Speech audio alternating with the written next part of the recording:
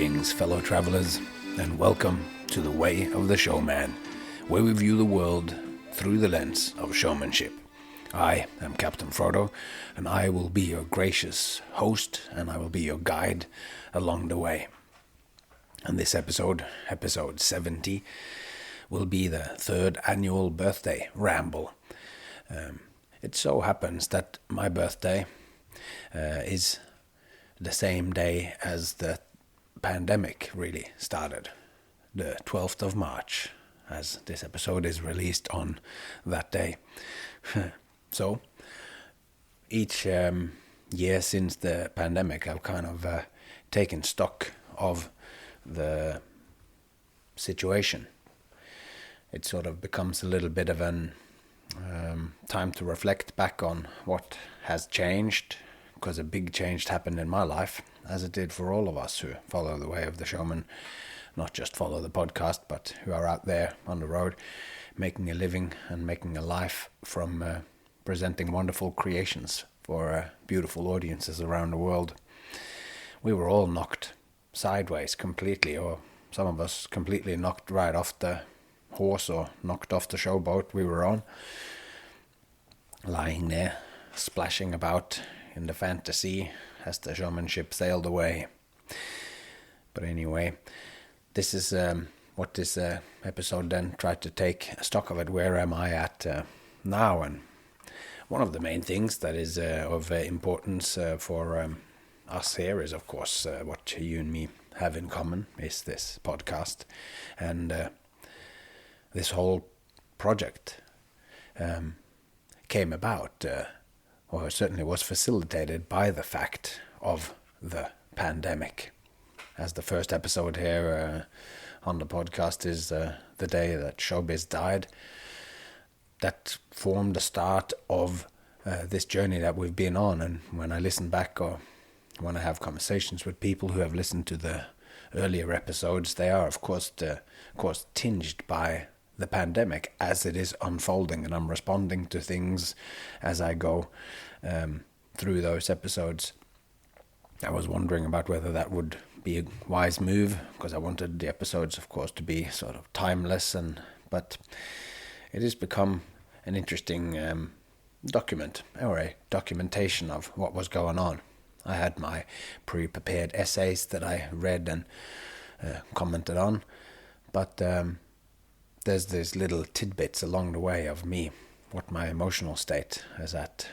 So that was the first year, but the second year, which is sort of where we've had the second season, which now has come to an end in episode 35, where I wrote a book during the pandemic, and I'm sometimes asked about a reading list or what kind of books I've read that inspired this, and the reading list doesn't include so many show books or books on performing or whatever. They're drawn from philosophy and from sociology and from whatever it is that I'm reading, all these books, and I'm kind of always reflecting on this material and seeing how it relates to me and the deeper kind of things that I think. And the book that that has kind of unfolded in this last season too, that I sort of took the advice from there's a great beautiful little book called Steal Like an Artist, where a guy called Austin Kleon has made a list of 10 tips to unlock your creativity. The first one is Steal Like an Artist, and throughout the book he goes through all these, what they mean or whatever. But tip number 3 is write the book that you want to read. And I guess that is what this season has been, or what all the seasons are there. And I will soon, that's what I'm hoping to do this year, put some of these things into paper form, so that you, if you are a bibliophile such as myself, that I love books and that I keep buying more books than I could possibly read, and when I'm start reading a book, so already on page 1 of the introduction, when the author mentions another book, then I'm already on straight away going, oh, well, I love this book that I'm reading now, and now I want to buy this other book too. So if you do like to have your information also coming in through the eyes, you like books, then I am hoping that this year there will be the first book of The Way of the Showman will come out. So anyway, I took Austin Kleon's advice of writing the book that I wanted to read, where I've sort of summed up all these different, all what you have heard so far. So because I didn't make all of the stuff up that I've talked about in this season just for this season. I've been thinking deeply about what I do for a long time, and the pandemic gave me the time and the inclination to not just think loose thoughts, but to place them into a system. And I knew that somehow all of these random things that I thought about, these snippets of insights that I felt like I had, I knew that it was all related. But we all think so much about what we do and what we read and what we watch, or the stuff that whatever pops out when you're having a conversation with someone. Great ideas emerge, but it takes a long time to organize these thoughts and put them together into one long cohesive thought or one book. So when I write, the first drafts aren't usually very good, but there are nuggets of gold there, but a lot of it is dirt. But I have to write it out so that I can read what it is that I actually think. As I experience it, the thinking process at all times is kind of unconscious in the moment that it happens. But once I've thought it, then I can go back and I can look at those thoughts and I can think about why I thought it, or how it connects up to any other thoughts that I've had or anything that I've read. I think that's quite a fundamental insight about the world, that when I hear a rustling in the bushes when I go for walks in the morning with my dog in the forest, then I immediately, my thinking connected together with the bird, and I see a shape that flutters, and I do all this that's the elements of thinking, but the actual sound and the little dark starling or the little dark spot that flies across, that's from my sensing, but my thinking starts putting it together without me having to think it, like, oh, when I see a bird, I don't go, oh, I think this is a bird. I see that it's a bird because of all the sensory things gets put together with the thinking. Anyway, that's probably deeper than we need to go on that thought. But I think thinking first is an unconscious process, and then we can think about it afterwards. And that is kind of what happens when I'm writing. So I write the first draft to see what it is that I think about a subject. And sometimes it surprises me. And even then, when the first draft isn't excellent, you can't improve on nothing. So when I read my draft, I see what I think. And I can then, in rewriting it and analyzing it, then I can think about my thinking, and I can now see even more links, and I can see more clearly what it is that I'm thinking. So this process is long and involved, and I frequently fall into rabbit holes of research on sometimes very trivial things. As soon as I look something up in a book, or look at something that I've written in the margin of a book, or that I've underlined, or when I Google something or go into my notebooks, whether it's my paper notebooks or on my phone, then I'm liable to just spend way more time than I should on just that.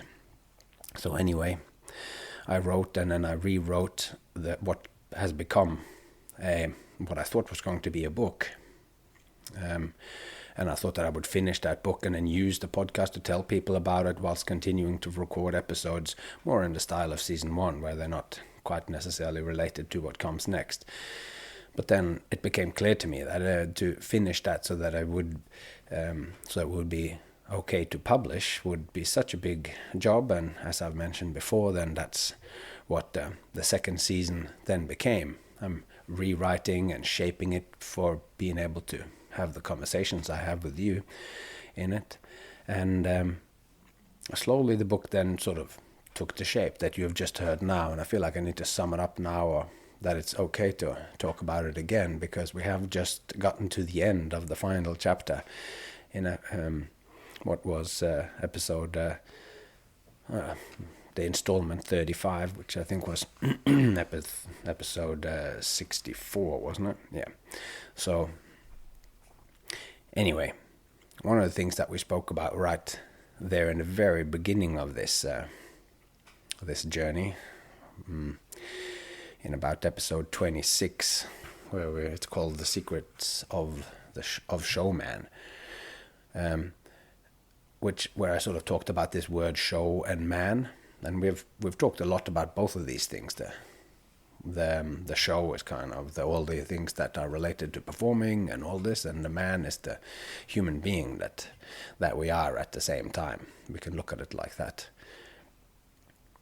If showman becomes like one of those signs with many arrows, then show is pointing towards one aspect of our life, and the man is pointing to the human aspect of our lives.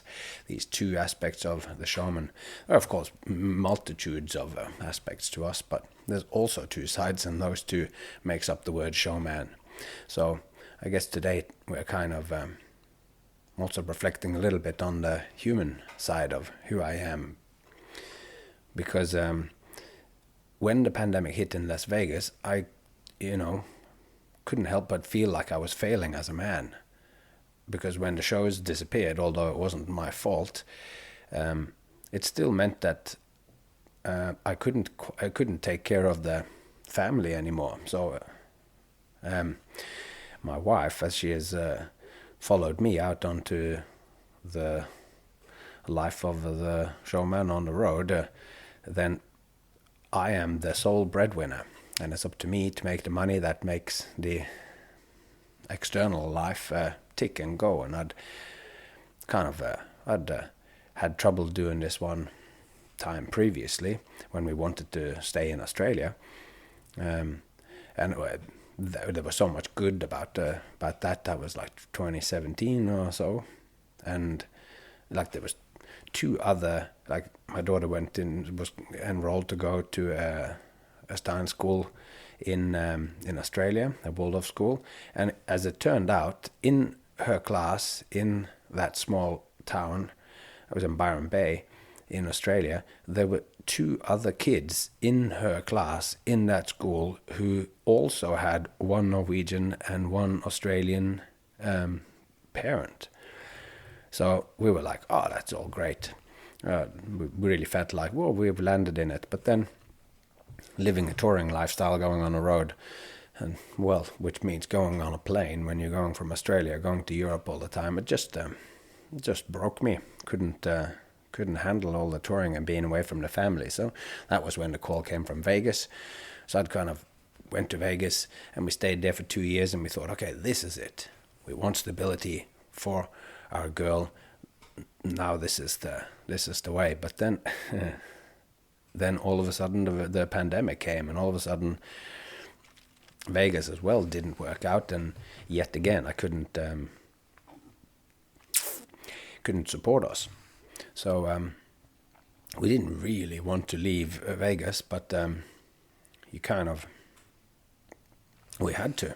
So anyway, all of this, it was like, I've talked about this before, but it kind of, led me into a sort of downward spiral.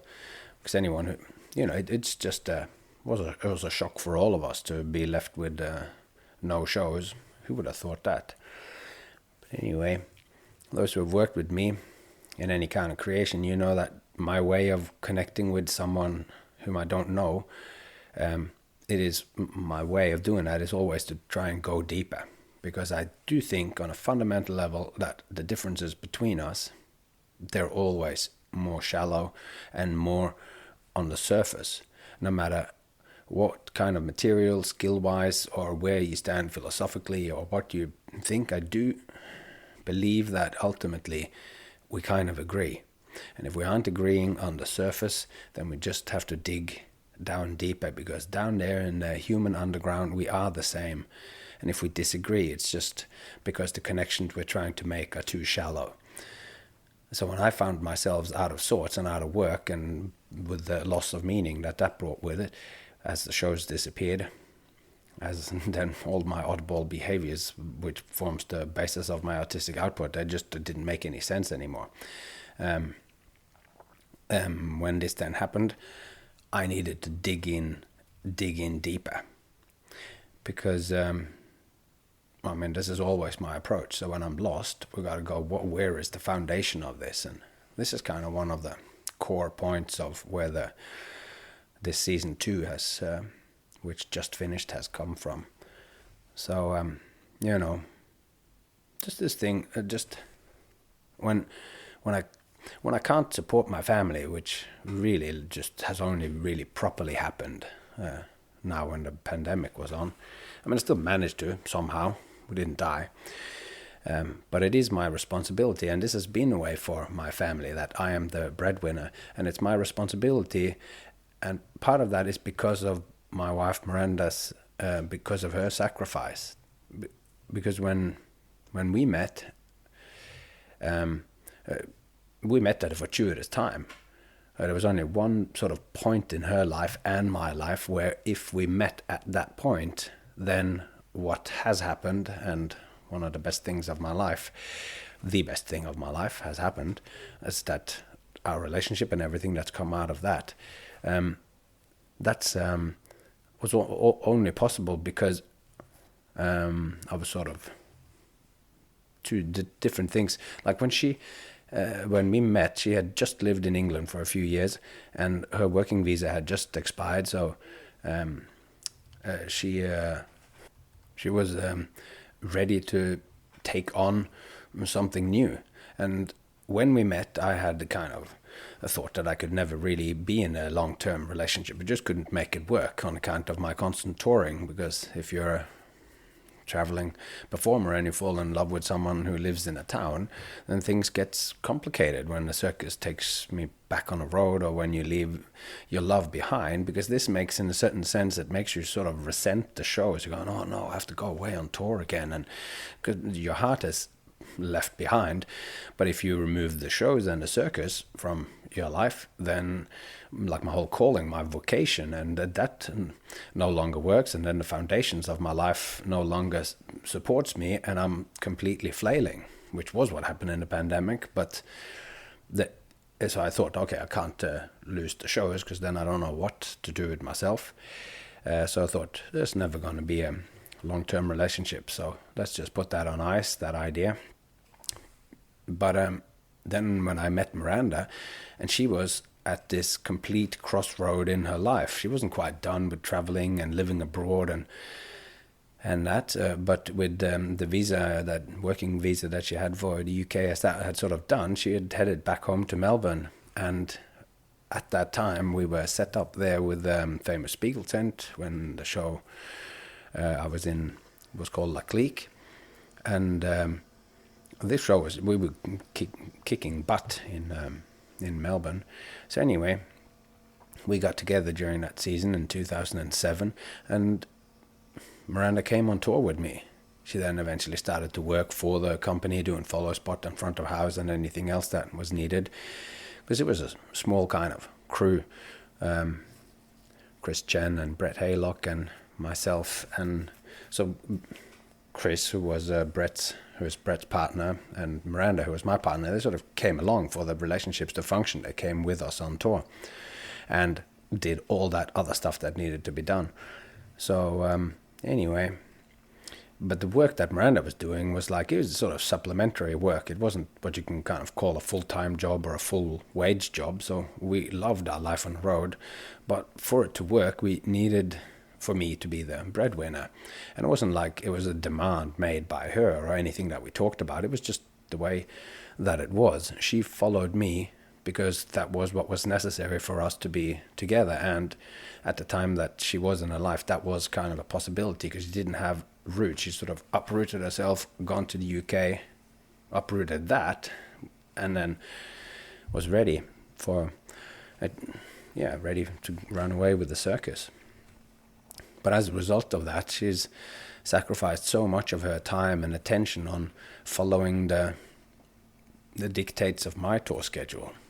So we were in La Clique or La Soirée, so one show with two names for 12 years. and that was our common life with common friends. But after that, it's kind of been all over the shop.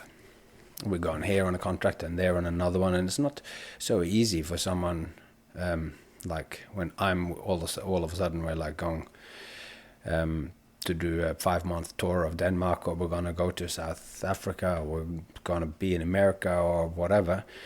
Then it's not so easy for Miranda to, focus on a career or focus on a project that takes a long time, and all of a sudden we have to pull up the roots and go to some other place.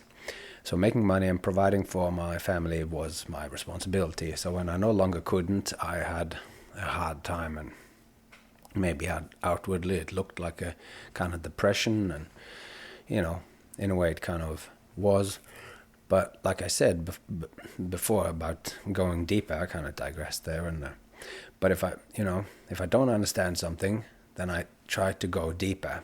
So there's got to be something that makes sense of the chaos. The roiling waves, they're always just on the top. So as we go deeper, there is some calm to be found. And this is something which I explored poetically in the finale episode of season 1, which is episode 21, Captain of the Showmanship. But my discomfort or depressive outlook with the whole situation, it sent me into a deep dive, not just in being emotionally unstable, it also sent me into books and study. So over that time, leading up to and overlapping with me writing this thing, I started to read British philosopher and linguist Owen Barfield. I watched John Vervaeke's The Awakening from the Meaning Crisis, a 50-hour lecture series, which is just absolutely amazing. Also discovered the Symbolic World podcast, where this woodcarver, Jonathan Pajot, he's an Orthodox Christian, and he carves icons, like Orthodox icons and stuff. So, and he is engaged in a sort of deep project on symbology, and that's related to Christianity, but the approach is kind of similar.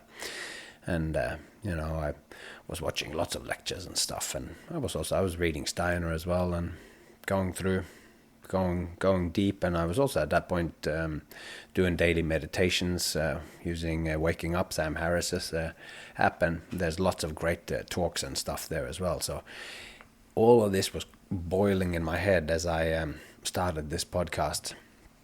And this podcast was my own emotional and intellectual state at the time, reflecting it and that. So I started the podcast before I had worked out all this in detail, but I had the fragments and that. But they were like islands and not mapped properly. So I knew it was one big geography, but as I discovered, it was kind of two geographies, as I talk about in one of the early episodes.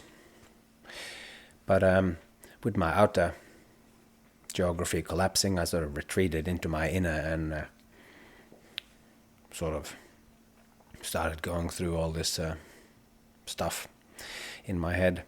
But anyway, I kind of needed to prove to myself what I felt. I felt it very strong, but I couldn't quite express it. So maybe I sounded like I was well balanced during the podcasts and whatever, but inside I was kind of drowning. So I guess I expressed some of that, also that in the Captain of the Showmanship episode, number 21. But anyway, all the way through all of this, and I know I'm rambling a little bit now, because these are supposed to be a little bit rambling. Well, they aren't supposed to, but supposed to be a little bit unscripted. But all the way through all of this, Miranda stood by me as I retreated into myself and, losing my financially secure contract, one of the most sweet contracts that I've had. And it just, from one day to the next, it just knocked me on my ass. So when the money stopped, we all of a sudden had sort of fixed amount, and as this ran out, we sold our car, and that bought us another 12 weeks of leeway. And you're in trouble when you're selling your stuff to pay the rent. So that's how Norway came up, and our common goal in all of this was, what are we going to do so that this situation that we're going on now, because this is a dark situation, and it was crazy in that beginning, because how we're going to save our little girl from this dark reality of the situation and turn it into something good. And as I've been pondering, I've kind of realized that that's what my family, the Sandman family, does. Like, my mom and dad did this for me, transformed reality at one of the darkest times that happened when I was a kid. But all I remember from that dark time was kind of life and closeness, and I remember vaguely remembering being nausea and dizzy or some pain or whatever, but somehow that's all kind of erased itself, and all that's left was that my family and me was in a small white room, and there was lots of people with white clothes coming, going, and blood tests, endless blood tests. But I'll tell you about my dad, the great Santini's greatest trick, how he transformed reality when I grew up, and how that then got me to appreciate his trick for what it was, and how that made me understand the true power and deep potential of this seemingly frivolous craft, that transformation of something dark into something beautiful. And probably talk about that at another time. But anyways, just to say that this kind of stuff has happened, and the responsibility of me as a father, and then Miranda as a mother, and as it was for my parents, was to transform something that could be very dark and very scary into something that was good. So I needed to do this, create an illusion of this as a good time, or taking this going deeper approach, needed to find a place where this actually was a good time, because there were lots of great things which the pandemic offered. A time of closeness and love and care, and it was a time to work out what really mattered. And the second season of this podcast, which ended at episode 64 with the final chapter from the pandemic manuscript, although it's not quite finished as a book or whatever, and I'm working on some more episodes which will come out in a while now, that will wrap it up. But all of that is the result of the deep dive into who I am, which of course is synonymous with the showman and what the craft of showmanship is. That's all that came out in that time for me, and I was working on that whilst all the time me and Miranda were keeping a united front and making sure that that whatever was going on during the pandemic was something that she would look back at with joy. I talked about that in the first episode of this. Like, just a while ago, she was reminiscing about us eating grapes on sticks by the fire, by the sea, in a forest. We were looking for birds, and it was homeschooling out there in the nature, and we're walking across swamp landscapes, and, you know, in a beautiful spot. And she was going, "Oh, remember that when we were doing the homeschooling and all of that?" And during this time, you know, I was not perfect by any stretch. I got angry when I should have leaned in and hugged, and I was distant when I should have been close. I was falling apart when I should have stood strong. Yet through all of these shortcomings, my daughter managed to see my true intentions. Like, over the last little bit, like almost 3 years after the pandemic hit, she still remembers and brought up the other day the huge treasure hunt that we did. We did a sort of Easter treasure hunt with her only lockdown friend, Richard, in Las Vegas, when there was just months before we left to Norway, where she just had one kid to be with. And you know, they were like, I think they felt they were truly free. They had to be literally behind a brick wall that went around our pink house there. We had a pink house when we lived in Las Vegas, and they were jumping around and splashing in the pool or whatever it was that they did. I mean, it was in March, so I don't know if they were in the pool. Oh, they were in the boat. That's right. We had a blow-up boat in the pool. And anyway, the interesting thing now is that this long after, my girl's memories of that time, they are nostalgic and kind of magic. Like, she, like when we went to Los Angeles on the way to fly back home, and we ordered some extra cups to come up to our room, and we were sort of barricaded in our airport hotel, and a robot, like a rolling robot a thing that could navigate on its own came up and rolled over and had the words come on a little screen. I can't remember if it actually had a voice, but it opened a lid and the cups came out, and that kind of stuff that now is kind of amazing. And through all of that, Miranda stood by me and trusted that I'd pull through and take care of life. So yeah, all good. It's all very common. And because in the end of the first episode of season 1, the day Showbiz died, then I wrote, I said something like, I hope once all of this is behind us, the pandemic, that my daughter will remember how we behaved and how our home felt during all of this, and rather than anything about the virus. And I wrote that she is watching me and learning how to respond to uncertainty. Connections are being made between us and inside our brains. How I act as a showman in this daily show, that show that I'm doing for my family on an everyday. Then this will determine how this wiring of these connections will be. And I am aiming for resilience, not fear, as the response to chaos. This will be the flavor of my prepared material and all my connections. Fingers crossed I am man enough for this show.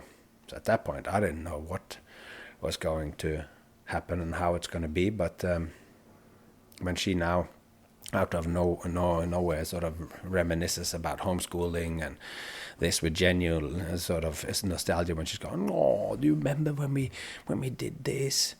When she's saying that, I'm like feeling like a winner. Because I was hoping, that that was what's going to happen, and I guess that's then proof to me that I was man enough to make this happen. So, swapping over a little bit, as a couple of months ago I was at a magic convention called Illusions in Horsens in Denmark. It was put on by Sten Pagani, who is an amazing magician and owner of a brilliant magic shop, which actually sells some of my dad, Great Santini's own magic inventions. But there I met some of the best people that I met all year. People I'm already looking forward to very much meeting up with again. Nick DeFat, Morten Christiansen, who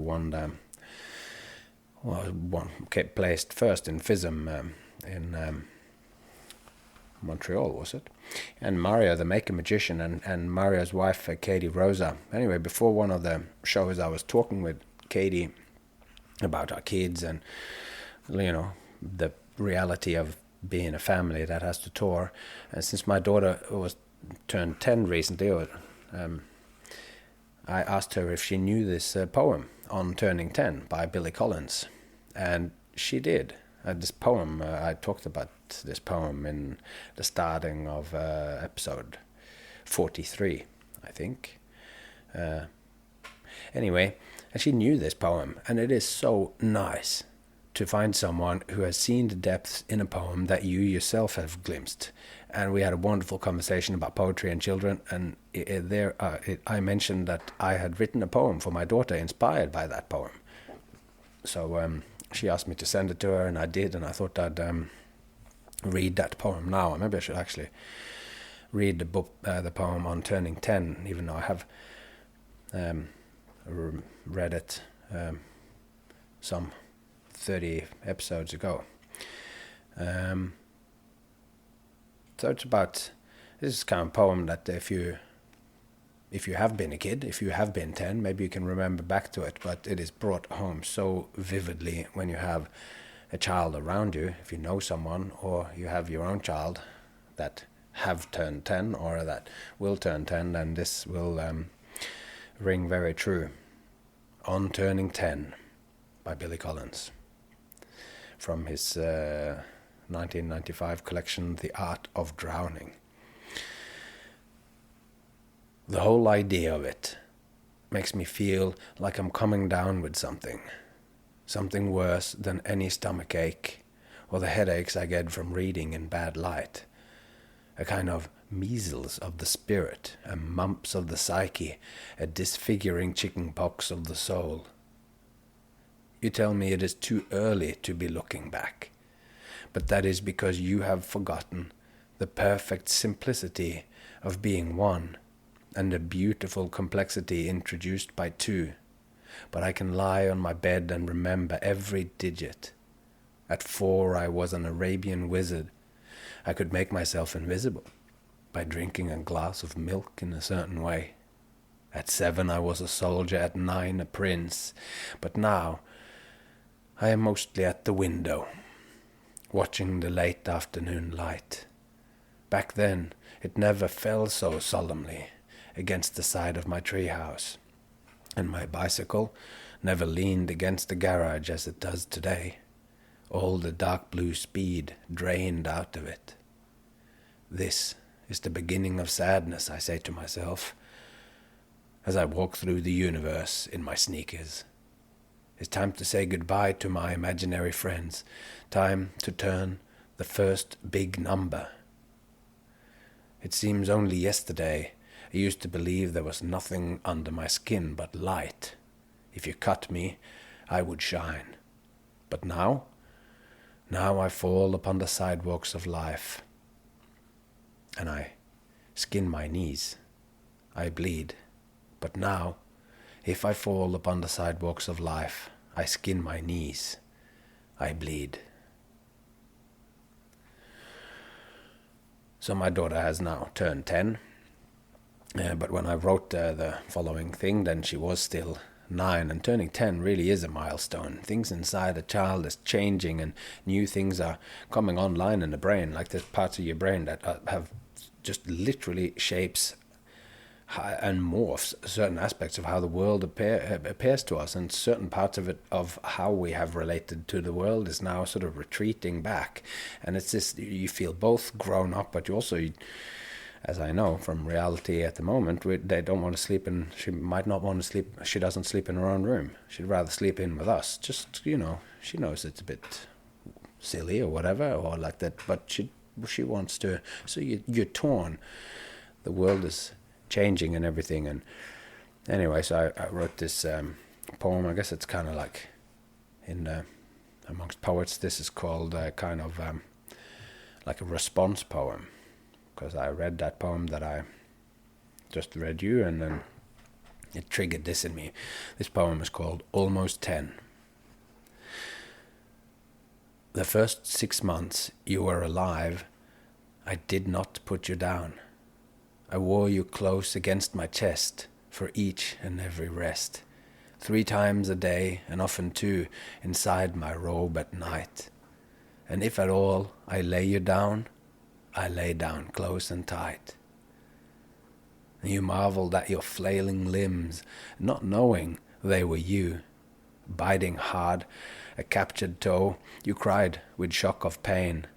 Your feet they snapped, and your hands they grabbed, and some lucky times that finger nabbed, and the shock of pain was mine. You knew not where you ended, or where the world began. Between us, blurry boundaries, you and I a span, closer than together. I was formed anew. My task was now to step between the monster's jaw and you. The other night, you woke in fright, distressed by nightmare dreams. I whispered all will soon be right. You do not have to fear the night. And comforted, you scuttled close, my arm a safer pillow. Off to sleep you go. Like oh so many times I lay there with a hope that the alchemy of proximity, way back as first you drew the frontier twixt world and you, a tiny ghostly part of me got left inside to fuse and be a part of your geography.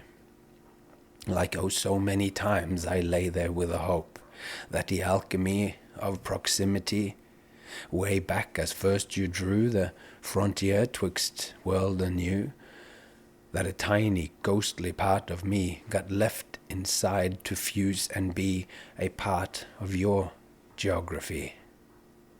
For now, you're almost 10, and I've long since put you down to wander all around, and this I know is true.